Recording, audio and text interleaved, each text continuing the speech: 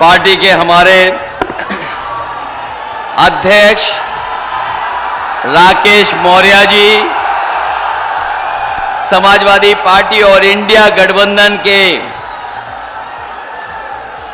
प्रत्याशी बहुत ही वरिष्ठ नेता बाबू सिंह कुशवाहा जी, मंच पर उपस्थित कांग्रेस पार्टी के नेता पूर्व मंत्री अरुण कुमार सिंह मुन्ना जी, विधायक लखी यादव, विधायक पंकज पटेल, आरिफ हबीब जिला महासचिव जी, शैलेंद्र यादव ललई जी, हमारी पार्टी के अध्यक्ष लाल बहादुर यादव जी,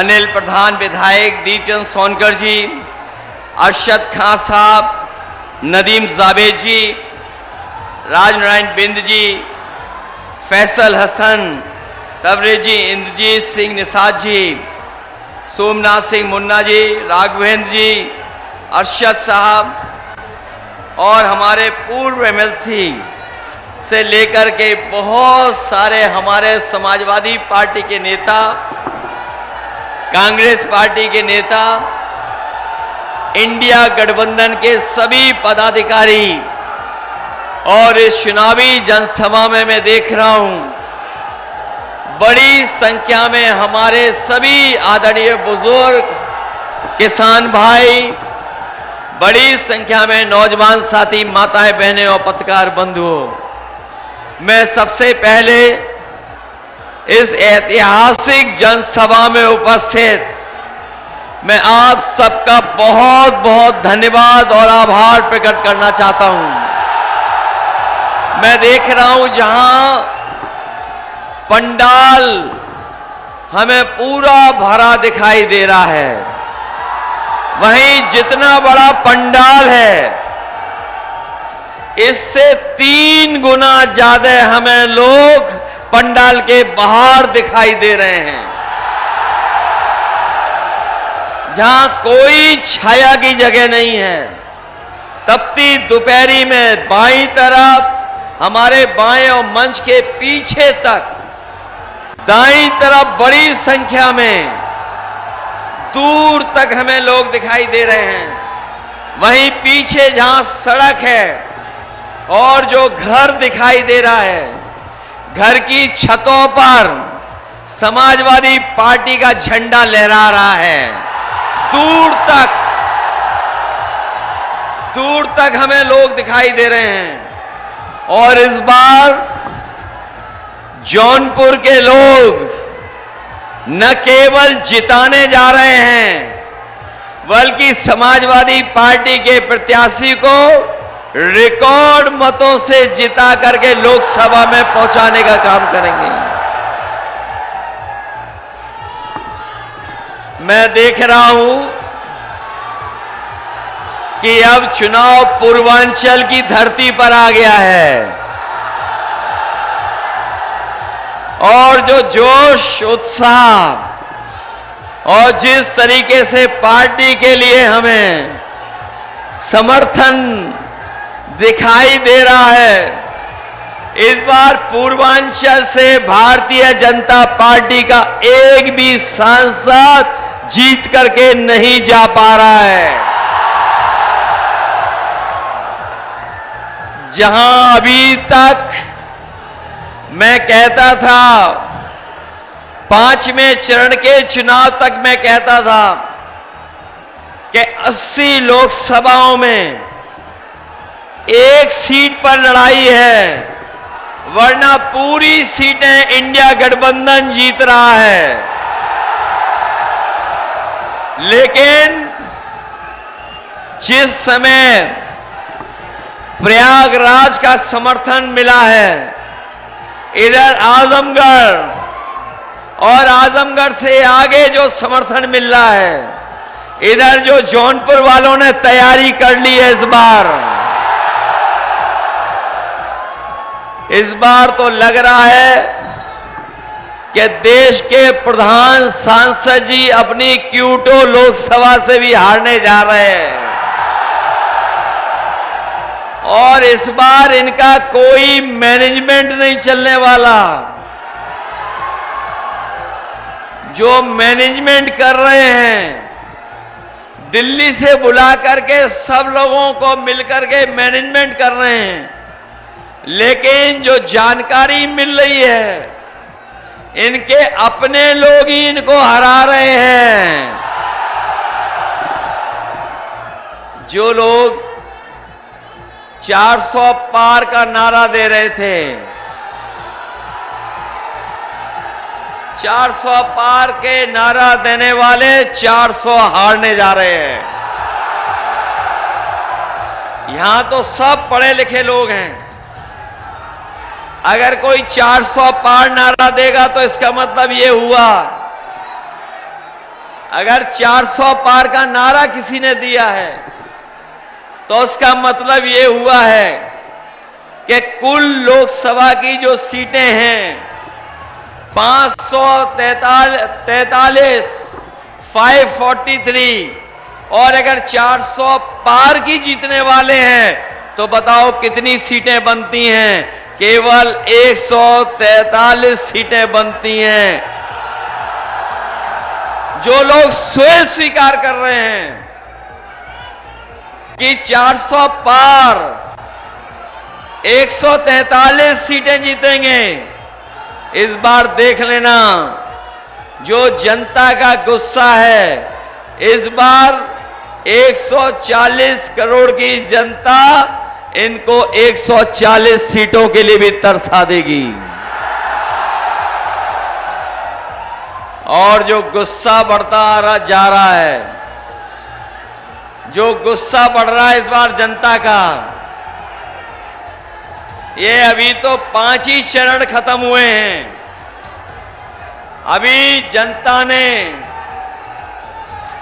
6वें चरण का फैसला और 7वें चरण का नहीं लिया हुआ है। देख लेना आप, जब 7वें चरण में चुनाव होगा तो जनता का गुस्सा भी 7वें आसमान पर पहुंच जाएगा।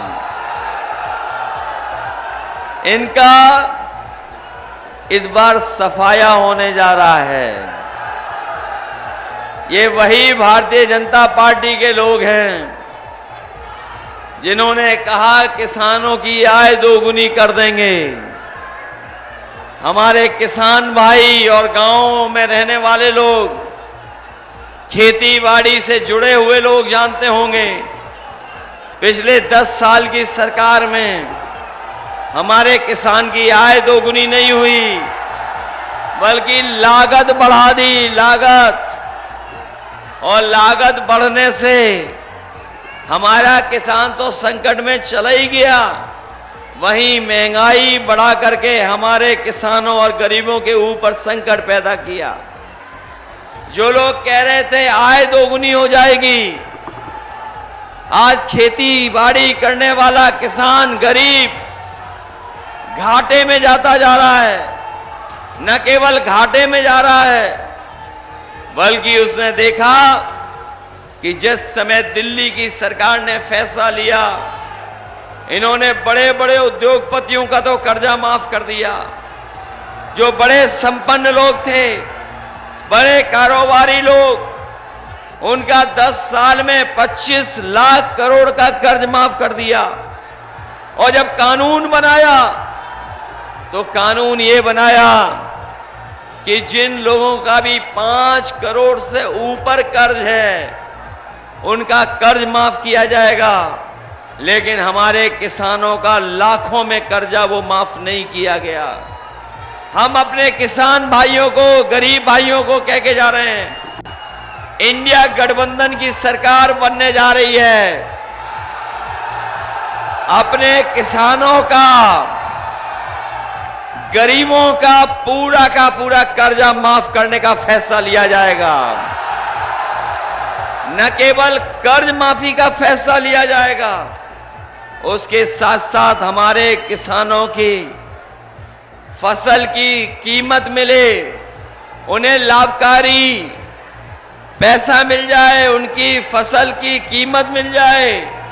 उसके लिए अगर हमें कानूनी अधिकार भी देना पड़ेगा एमएसपी को लागू करने के लिए, तो किसानों के लिए कानूनी अधिकार दिला करके उनकी फसलों की कीमत दिलाने का काम भी आने वाले समय में होगा। जहां किसान को संकट में डाल दिया, वहीं हमारा बेरोजगार नौजवान जानता होगा इस सरकार ने उसके भविष्य के साथ खिलवाड़ की है, और ऐसी खिलवाड़ हुई है जिसकी कोई कल्पना नहीं कर सकता था। हमारे युवाओं का, नौजवानों का इन्होंने सपने तोड़ दिए। ये मेहनत कर करके, परीक्षा दे करके नौकरी करना चाहते थे, लेकिन पिछले उत्तर प्रदेश की जितनी भी परीक्षाएं हुई हैं, हर परीक्षा का पेपर लीक करा दिया, और पेपर लीक का परिणाम यह हुआ कि सरकार को सभी परीक्षाएं रद्द करनी पड़ गईं। ये हमारे नौजवान जानते होंगे जो तैयारी करके गए, एक परीक्षा रद्द नहीं हुई, सभी परीक्षाएं रद्द हो गईं। और अभी आखिरी में जो पुलिस भर्ती की नौकरी निकली थी, इस सरकार ने तैयारी की और कहा कि सबसे बड़ी भर्ती पुलिस की करा के दिखाएंगे। 2 दिन परीक्षा लिखाई गई और यह भरोसा दिलाया था युवाओं को, नौजवानों को। और जो जोश, उत्साह और जिस तरीके से पार्टी के लिए हमें समर्थन दिखाई दे रहा है, इस बार पूर्वांचल से भारतीय जनता पार्टी का एक भी सांसद जीत करके नहीं जा पा रहा है। जहां अभी तक मैं कहता था, 5वें चरण के चुनाव तक मैं कहता था कि 80 लोकसभाओं में एक सीट पर लड़ाई है, वरना पूरी सीटें इंडिया गठबंधन जीत रहा है। लेकिन जिस समय प्रयागराज का समर्थन मिला है, इधर आजमगढ़ और आजमगढ़ से आगे जो समर्थन मिल रहा है, इधर जो जौनपुर वालों ने तैयारी कर ली है, इस बार तो लग रहा है कि देश के प्रधान सांसद जी अपनी क्यूटो लोकसभा से भी हारने जा रहे हैं।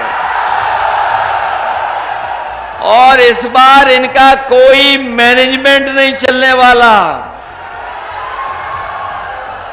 जो मैनेजमेंट कर रहे हैं, दिल्ली से बुला करके सब लोगों को मिलकर के मैनेजमेंट कर रहे हैं, लेकिन जो जानकारी मिल रही है, इनके अपने लोग ही इनको हरा रहे हैं।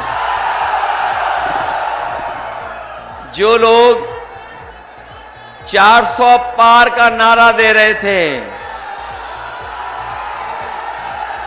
400 पार के नारा देने वाले 400 हारने जा रहे हैं। यहां तो सब पढ़े लिखे लोग हैं। अगर कोई 400 पार नारा देगा तो इसका मतलब यह हुआ, अगर 400 पार का नारा किसी ने दिया है तो उसका मतलब यह हुआ है कि कुल लोकसभा की जो सीटें हैं 543, 543, और अगर 400 पार की जीतने वाले हैं तो बताओ कितनी सीटें बनती हैं? केवल 143 सीटें बनती हैं।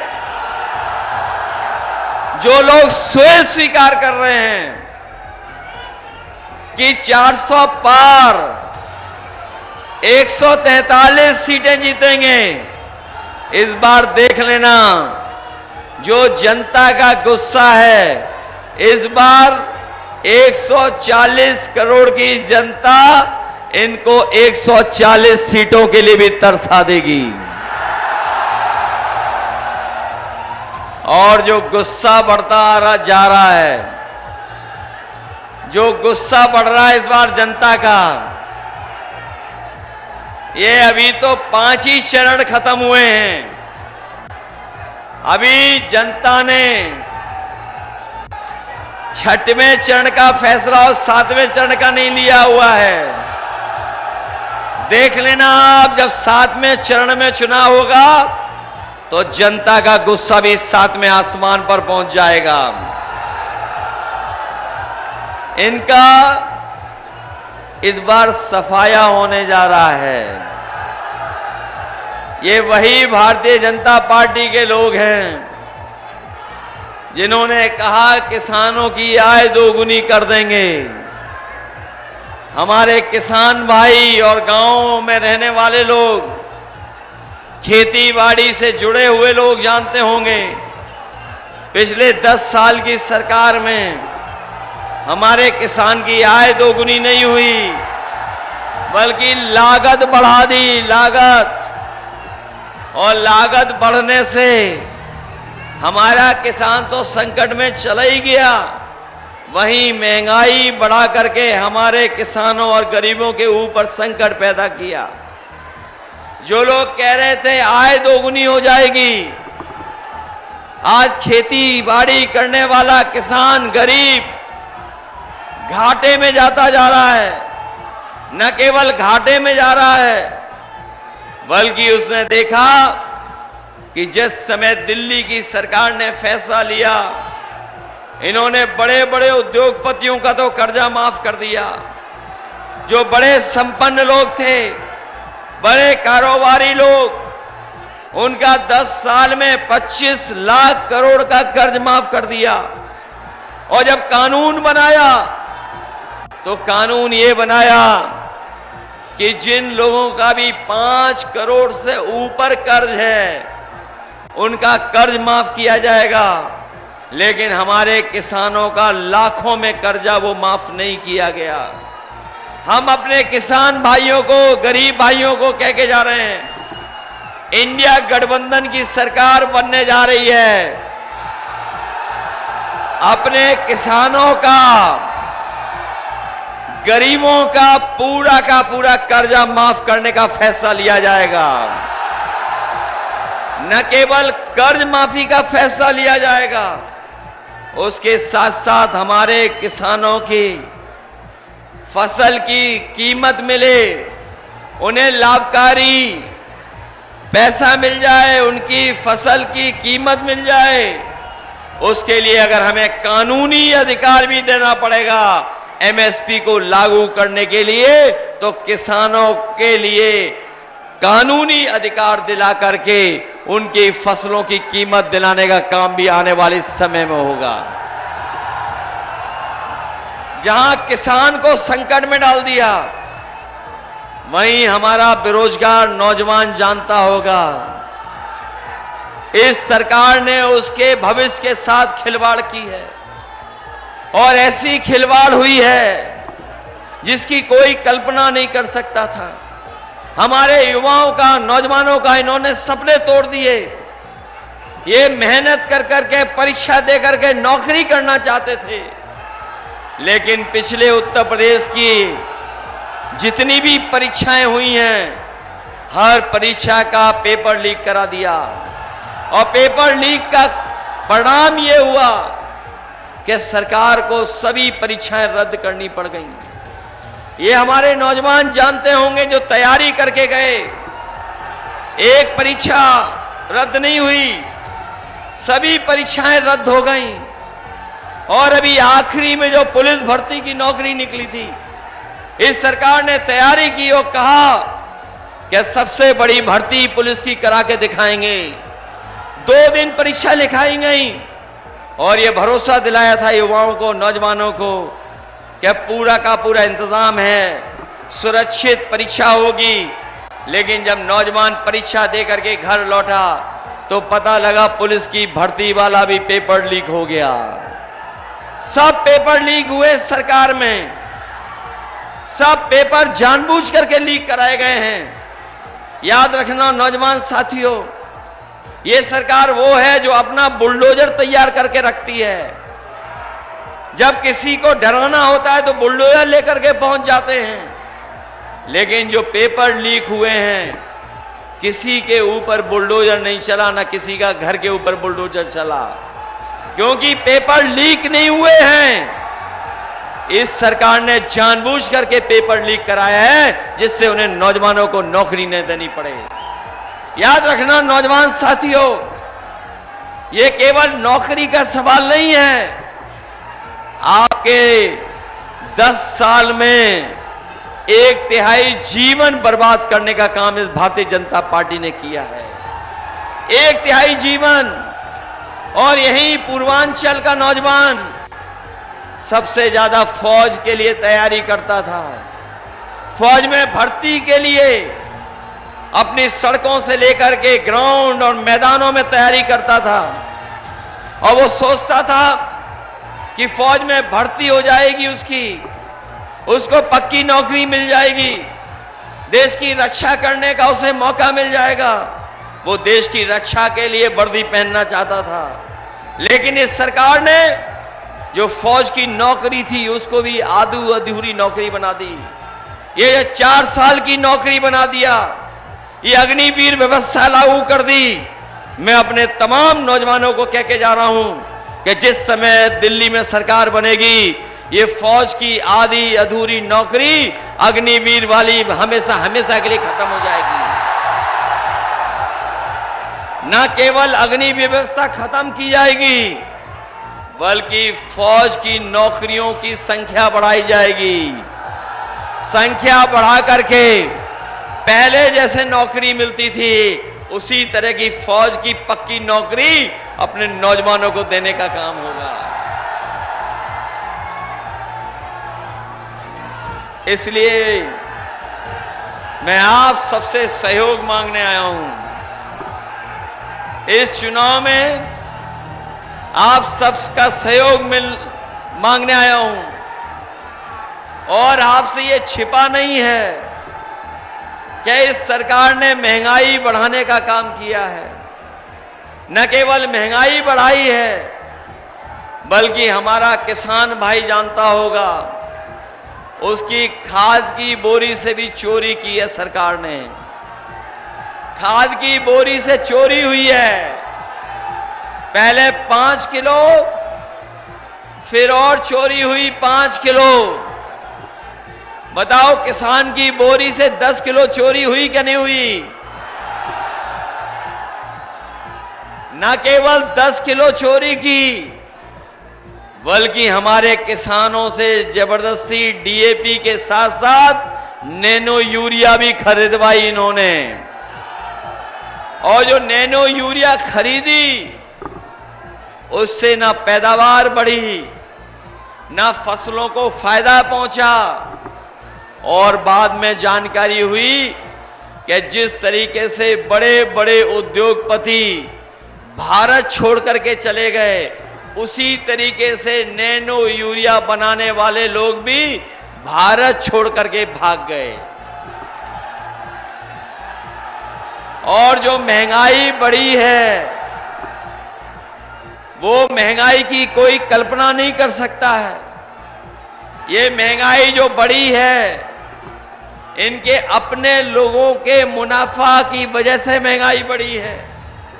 जहां इन्होंने डीजल पेट्रोल महंगा कर दिया, वहीं हमारा नौजवान भी जानता होगा, उसकी मोटरसाइकिल भी महंगी हो गई।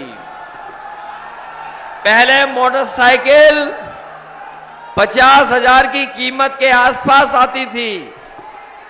आज बताओ कितने रुपए की मोटरसाइकिल आ रही है? 1 लाख पार हो गई कि नहीं हो गई? और जब कभी आप बाजार जाते होगे, बुखार की दवाई, पेट की दवाई या सामान्य दवाइयां लेने जाते होगे, बताओ दवाइयां महंगी हो गई कि नहीं हो गई? और पहले हमारा आपका बुखार, जो गोली खाते थे, डॉक्टर गोली देते थे, वो 500 mg की गोली में हमारा बुखार ठीक हो जाता था।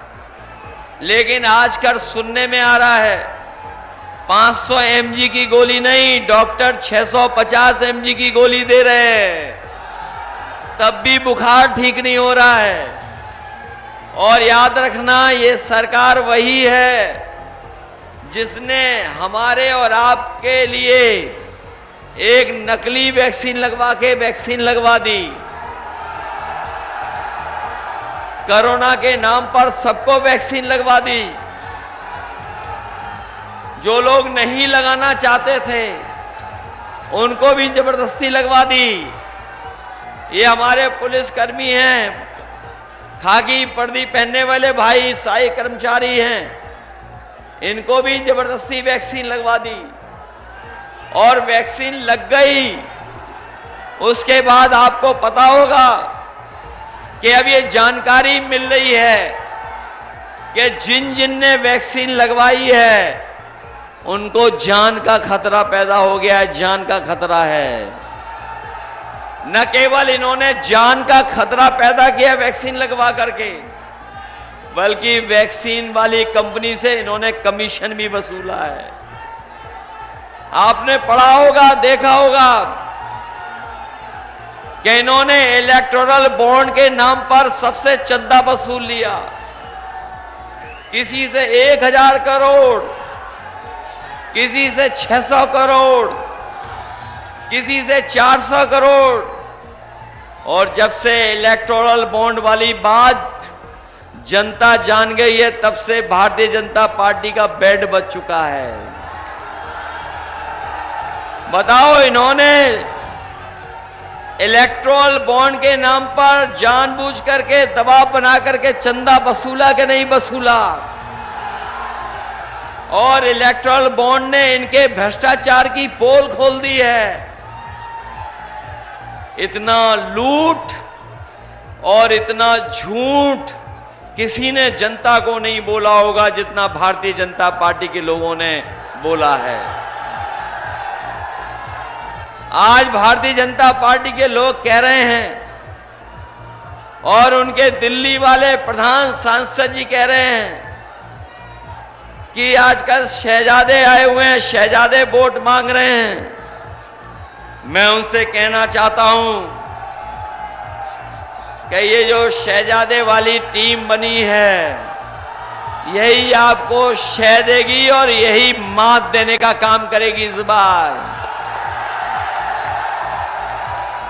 और ये कांग्रेस समाजवादी पार्टी मिलकर के 1-11 हो गए हैं। और जौनपुर वाले जानते होंगे, इनके दिल्ली और लखनऊ वाले इंजन टकरा रहे हैं, सामने के नहीं टकरा रहे हैं। बताओ, टकरा रहे हैं दिल्ली और लखनऊ वाले इंजन। वो कहते थे डबल इंजन की सरकार है, लेकिन जौनपुर वाले जानते होंगे कि दोनों इंजन टकरा रहे हैं सामने।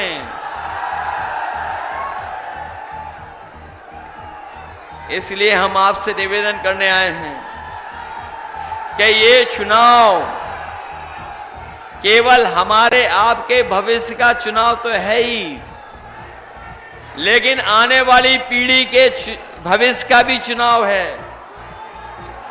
ये चुनाव हमारे आपके भविष्य का तो है ही है, लेकिन ये चुनाव हमारे आने वाली पीढ़ी के चुनाव का भी है। जो लोग 400 पार कह रहे थे, उनके मन में था कि वो संविधान बदल देंगे, लेकिन जिस तरीके से वोट पड़ा है और बहुजन समाज के लोगों का समर्थन मिला है, ये समर्थन जो मिला है बहुजन समाज का, मैं ये कह सकता हूं कि जो लोग संविधान बदलने निकले थे, उनको इस बार हम सब मिलकर के बदलने का काम करेंगे। बताओ, संविधान बचाओगे कि नहीं बचाओगे? जहां ये आने वाली पीढ़ी के भविष्य का चुनाव है, वहीं समुद्र मंथन की तरह संविधान मंथन भी होने जा रहा है इस चुनाव में। एक तरफ वो लोग हैं जो संविधान को खत्म करना चाहते हैं, संविधान बदलना चाहते हैं, वहीं दूसरी तरफ समाजवादी पार्टी, कांग्रेस पार्टी और इंडिया गठबंधन के लोग, वो लोग हैं जो संविधान को बचाना चाहते हैं। ये संविधान बचाने की भी लड़ाई है, और मैं आपको सावधान करने आया हूं, मैं आपको सावधान करने आया हूं। ये बीजेपी वाले और बीएसपी वाले अंदर ही अंदर हाथ मिलाए हुए हैं। ये बात तो समझ में आ रही होगी कि नहीं आ रही है कि ये बीजेपी वाले और बीएसपी वाले अंदर ही अंदर हाथ मिलाए हुए हैं। पहले टिकट किसी और की थी। ये जितने भी आपके खिलाफ लड़ रहे हैं, ये जितने भी आपको दिखाई दे रहे हैं, ये जितने भी आपको विरोध में दिखाई दे रहे हैं आपके, एक समय था वो सब आपकी पार्टी से टिकट मांग रहे थे। बताओ, टिकट मांग रहे थे कि नहीं मांग रहे थे? लेकिन कोई बंबई से आया, कोई बंबई से आया, इंतजाम कर करके टिकट ले गया। लेकिन जब टिकट का किसी ने विरोध किया तो बताओ कहां पहुंचा दिया उसको? कहां पहुंचा दिया था? कोई ये कह रहा था, मैंने सुना है कोई ये कह रहा था कि आपसे उन्होंने टिकट मांग ली थी बारात में, इसलिए जेल जाना पड़ा।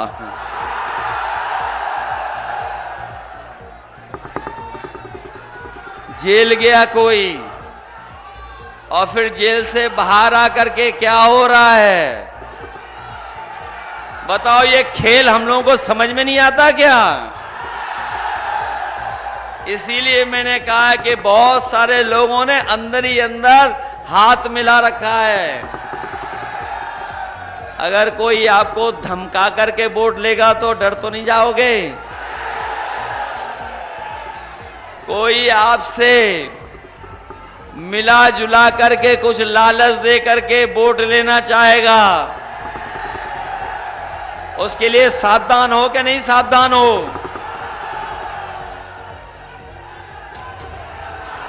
वैसे जौनपुर वाले घबराने वाले लोग नहीं हैं।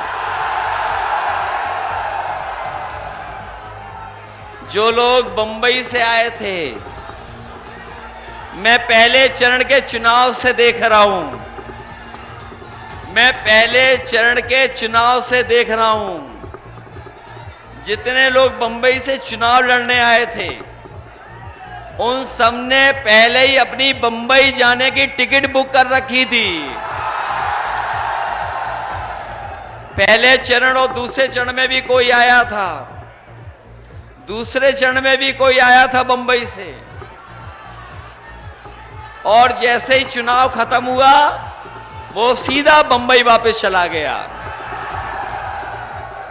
ये बगल की लोकसभा थोड़ी दूर अमेठी, ये अमेठी की लोकसभा के बारे में भी आपको पता होगा, हमारे साथियों को पता होगा कि हमारी पार्टी में एक नेता थे, उनके नाम पर हमें और आपको कितना बदनाम किया गया। हमें आपको बदनाम भी किया, उस नेता पे झूठे मुकदमे लगा करके जेल भी भेज दिया। लेकिन जब वोट चाहिए था तो उस परिवार को मनाने मुख्यमंत्री सामने आ गए। ये अमेठी वाले के बारे में कह रहा हूं मैं आपको, और ये सावधान करना चाहता हूं कि राजनीति में कहां कौन धमका रहा है, कहां कौन मिला हुआ है। जब इन बीजेपी वालों को वोट चाहिए था तो प्रदेश के मुख्यमंत्री जी ने बुला करके, मना करके और भरोसा दिला करके कि आपके पति को हम जेल से छुड़वा देंगे, आप हमारी मदद कर दो। मदद ली, और फिर अभी लोकसभा का चुनाव था तो उन परिवार के लोगों को समझाते रहे, बुझाते रहे, उनकी मदद करते रहे। और इसलिए मदद करते रहे क्योंकि उन्हें चुनाव में वोट चाहिए था। वोट तो ले लिया लेकिन उनकी मदद नहीं होगी, मैं ये बताना चाहता हूं। यहां भी जो खेल चल रहा है जेल जाने का और जेल से बाहर आने का, ये केवल वोट के लिए हो रहा है और कोई दूसरी बात नहीं है। और इसमें खेल हो रहा है G20 की तरफ से। ये जो खेल खेला जा रहा है, ये जो आयोजन होते थे G20, याद है कि नहीं याद है? G20 का मतलब जानते हो आप? आप नहीं जानते हो। जो पार्टी G20 के आयोजन कर रही थी वो ये बताना चाहती थी कि 2 गुजराती, बाकी बीजेपी में सब जीरो। तो खेल कहां से हो रहा है? 2 नंबर से खेल हो रहा है। इसलिए सावधान हो कि नहीं सावधान हो आप लोग? ये बात भी जानते होंगे कि बीजेपी ने ही बीएसपी की टिकट तय कराई है। ये बात पता है कि नहीं पता है? और जो टिकट कटवाई वो किसने कटवाई? ये खेल तो जौनपुर वाले सब समझ रहे होंगे। इसलिए सावधान हो कि नहीं हो। इसलिए मैं आपसे जहां अपील करने आया हूं वहीं आपसे मदद मांगने भी आया हूं और आपका सहयोग मांगने भी आया हूं। ये चुनाव ऐतिहासिक चुनाव होने जा रहा है। देश को बचाने के लिए चुनाव होने जा रहा है। ये देश का ऐतिहासिक चुनाव है। और जब से हम लोगों ने पीडीए परिवार को बढ़ाना शुरू किया है, जब से पीडीए परिवार हम लोगों ने बढ़ाना शुरू किया है, ये भारतीय जनता पार्टी के लोग घबराए हुए हैं। ये घबरा गए हैं। पी फॉर पीडीए है और पी फॉर पूर्वांचल भी है। इस बार पूर्वांचल पूरा का पूरा पीडीए परिवार को साथ लेकर के चलने का काम कर रहा है। इनका इस बार पूर्वांचल के लोग ही विदाई करने जा रहे हैं। ये बीजेपी के लोगों का स्वागत तो हुआ था 2014 में, लेकिन इस बार उत्तर प्रदेश के लोगों ने विदाई की भी बहुत बढ़िया तैयारी की हुई है। बड़ी धूमधाम से इनकी तैयारी की है। बताओ इनकी विदाई करोगे कि नहीं करोगे? न केवल मंत्रिमंडल बदलेगा, मंत्रिमंडल तो बदलेगा ही बदलेगा, मीडिया मंडल भी बदल जाएगा। और ये इलाका तो वो रहा है जिसने सामाजिक न्याय की लड़ाई को हमेशा मजबूत बनाने का काम किया है। सामाजिक न्याय की लड़ाई को मजबूत बनाने का काम किया है। इसलिए आप लोग सावधान रहना। ये जो लोकतंत्र बचाने की लड़ाई इसलिए भी है क्योंकि बाबा साहब भीमराव अंबेडकर जी ने जो हमें संविधान दिया है, ये संविधान हमें अधिकार दिलाता है। यही संविधान है जो हमें न्याय दिलाता है। यही संविधान है जो हमें सम्मान दिलाता है। यही बाबा साहब भीमराव अंबेडकर जी का हमारा जो संविधान, ये हमारे आपके लिए संजीवनी है। इसलिए जहां भविष्य का चुनाव है वहीं हमारा संविधान बचाने का भी चुनाव है। इसलिए अपने नौजवानों से कह करके आ रहा हूं कि जहां बेरोजगार हैं नौजवान, न कोई सम्मान का रोजगार मिल पा रहा है, न इनको नौकरी मिल पा रही है, समाजवादी पार्टी और इंडिया गठबंधन ने तय किया है कि दिल्ली की नौकरियां 30 लाख अभी भरी नहीं गई हैं, खाली है। तो 30 की 30 लाख नौकरी और पूरे आरक्षण की व्यवस्था को लागू कर करके अपने नौजवानों को नौकरी देने का काम होगा। हमारी माताएं बहनें जानती होंगी, जब समाजवादी सरकार थी तो हम लोगों ने समाजवादी पेंशन देना शुरू कर दिया था। अपनी पढ़ी लिखी लड़कियां जो आगे बढ़ना चाहती थीं, उनके लिए हम लोग विद्याधन दे रहे थे, जो नेताजी ने शुरू किया था। लेकिन जैसे ही सरकार बनी इन्होंने योजनाओं को बंद कर दिया, बदल दिया। इसलिए अपनी गरीब माताएं बहनों को कह के जा रहे हैं कि इंडिया गठबंधन समाजवादी पार्टी ने तय किया है कि 4 जून के बाद जब सरकार बनेगी तो अपनी गरीब परिवार की महिलाओं को 1 लाख रुपया उनके अकाउंट में पहुंचाने का काम होगा। जहां 1 लाख रुपए पहुंचेंगे उनके अकाउंट में, कर्ज माफ तो होगा ही होगा और उसके साथ साथ फौज की भर्ती की संख्या भी बढ़ा करके अपने नौजवानों को पक्की नौकरी और पक्की वर्दी पहनने का मौका दिया जाएगा। जब समाजवादी सरकार थी तो एम्बुलेंस चल रही थी, एम्बुलेंस की व्यवस्था की थी, गर्भवती माताएं बहनों के लिए भी फ्री और अपने गरीबों के लिए भी फ्री गांव में सेवा करने के लिए। लेकिन जैसे ही समाजवादी सरकार गई इन्होंने हमारे गरीबों की एम्बुलेंस भी खराब कर दी। अब फोन मिलाते हैं तो एम्बुलेंस कब आएगी इसका कोई पता नहीं, और अगर अस्पताल लेके भी पहुंच गई एम्बुलेंस तो अस्पताल में इलाज नहीं मिल पा रहा है। जो समाजवादियों ने मेडिकल कॉलेज दिया था जौनपुर को, वो बताओ बर्बाद कर दिया कि नहीं कर दिया? न केवल बर्बाद कर दिया बल्कि वैसा ही का वैसा नया खंडर बना खड़ा हुआ है, उसके अंदर किसी का इलाज नहीं हो पा रहा है। 100 नंबर की गाड़ी दी थी हम लोगों ने पुलिस को, जिससे पुलिस सही समय पर पहुंच जाए और हमारी मदद करे जाकर के। लेकिन जब से सरकार गई हमारे जो लखनऊ वाले उल्टे पुल्टे मुख्यमंत्री हैं उन्होंने 100 नंबर को 112 कर दिया। जब से नंबर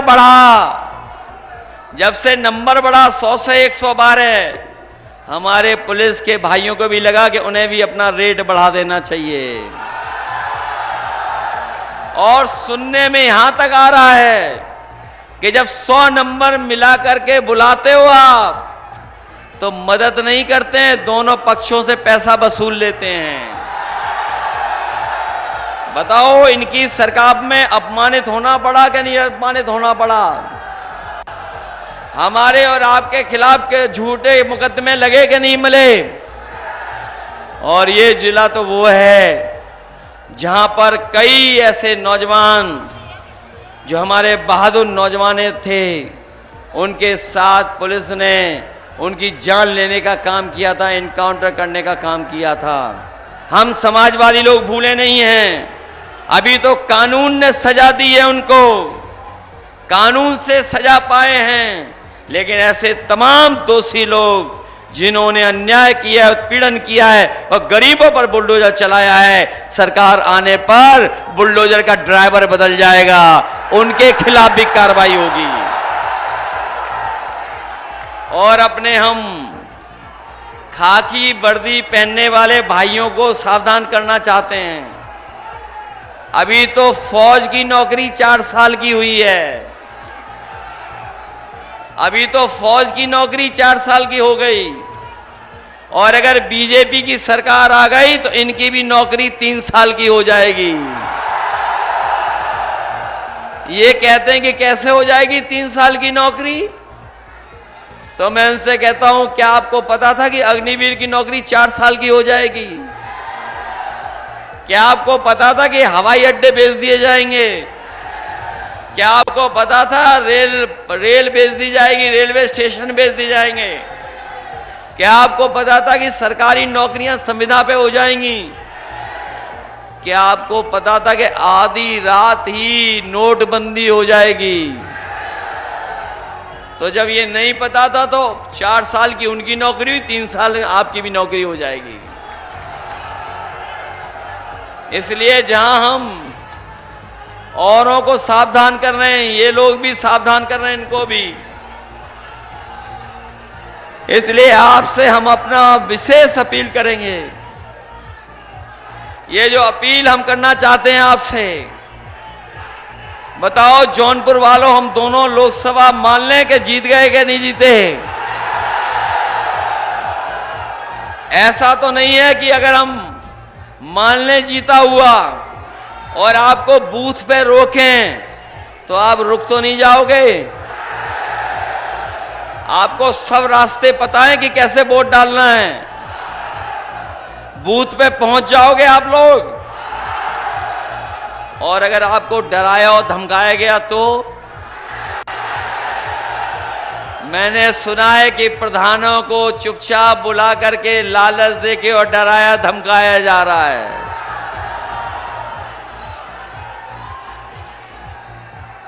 सुना है ऐसा? क्या ये सच्चाई है? लेकिन हम जानते हैं समाजवादी लोग कभी घबराने वाले नहीं है, डरने वाले नहीं हैं। इसलिए आप अपनी बूथ की रक्षा करोगे आप लोग।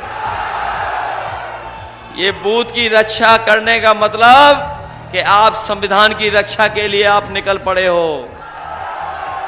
इसलिए हम आप सबसे निवेदन करना चाहते हैं, सब लोग मिलकर के मदद करना और इंडिया गठबंधन की सरकार बनवा देना। सरकार बनेगी इंडिया गठबंधन की। जो लोग कह रहे थे अच्छे दिन आएंगे, वो अच्छे दिन तो आए नहीं। कम से कम हमारे आपके लिए खुशियों के दिन तो आ जाएं, 4 जून के दिन। और जो लोग मनमर्जी से काम करते हैं, जो लोग मनमर्जी से काम करते हैं, आत्मतुष्टीकरण के लिए काम करते हैं, उन्हें कम से कम अपने बोर्ड से सबक सिखा देना कि इस बार मनमर्जी और आत्मतुष्टीकरण नहीं चलेगा, बल्कि संविधान की बात होगी और बाबा साहब भीमराव अंबेडकर जी के संविधान के रास्ते पर देश के चलने का काम होगा। इसलिए मदद करिए आप सब लोग और अपनी पार्टी के जो प्रत्याशी हैं बाबू सिंह कुशवाहा जी, इनको जिताओगे सब लोग।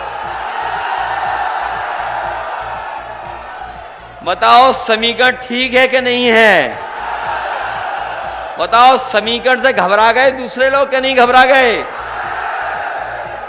और जो छोड़ के जा रहे हैं आपको, उनसे हम लोग कमजोर नहीं हो रहे हैं। ये सब बंबई कनेक्शन है जो एक दूसरे से मिला हुआ है। ये जो बंबई कनेक्शन है, ये भूल जाएंगे हमारे उत्तर भारत के लोग कि बंबई में बताओ कितना अपमानित होने पड़े थे हमारे जौनपुर के भाई बहन जो बंबई में रहते होंगे। बताओ इन बीजेपी के लोगों ने, उनके सहयोगी लोगों ने अपमानित किया था मुंबई में कि नहीं किया था? कितना परेशान किया, पीटा, अपमानित किया, भगाना चाहते थे वहां से।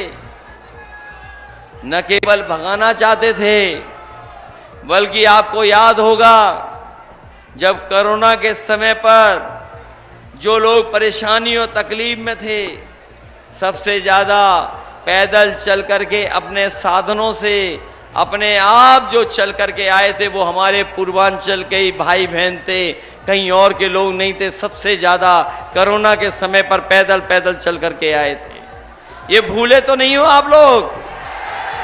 और ये जो आपका विकास रोक दिया इन्होंने जौनपुर का, ये तो नहीं भूल गए आप? और जो अन्याय हो रहा है, झूठे मुकदमे लग रहे हैं, जो झूठे मुकदमे लग रहे हैं, उससे सब लोगों को बचाओगे, वोट डालोगे इनके खिलाफ। इसलिए सब लोग मदद करना, यही मैं आपसे निवेदन और अपील करने आया हूं कि बाबू सिंह कुशवाहा जी को एक एक वोट दे करके उन्हें जिताने का काम करना। बहुत बहुत धन्यवाद और बहुत बहुत मैं आभार प्रकट करता हूं। मुझे पूरा भरोसा है कि जब वोट पड़ेगा तो समाजवादी पार्टी यहां से जीत करके जाएगी। साइकिल चुनाव चिन्ह यहां से जीत करके जाएगा और जब जीत करके हम लोग जाएंगे तो खुशियां भी मनाएंगे और हम और आप लोग मिलकर के जौनपुर की इमरती भी खाएंगे। बताओ हमारा मुंह मीठा करोगे आप लोग? इमरती खिलाएंगे नहीं? हमारे एमएलसी साहब कहां गए? वो दूसरे कहां गए? इसलिए सब लोग मिलकर के मदद करना। जहां हमारा किसान नौजवान तकलीफ में रहा है, वहीं यहां औद्योगिक क्षेत्र के हमारे व्यापारी भाइयों को भी बहुत नुकसान हुआ है। उनको कोई सहूलियत मदद नहीं मिली है। हम अपने तमाम उद्योगों कारोबार चलाने वालों को कह के जा रहे हैं, समाजवादी सरकार और दिल्ली में सरकार बनेगी तो हम उनके लिए भी विशेष मदद करने का काम करेंगे, जिससे उनका कारोबार भी आगे बढ़ सके और कारोबार से हमारे लोगों को नौकरी रोजगार भी दे सके। बहुत बहुत धन्यवाद सब लोगों का।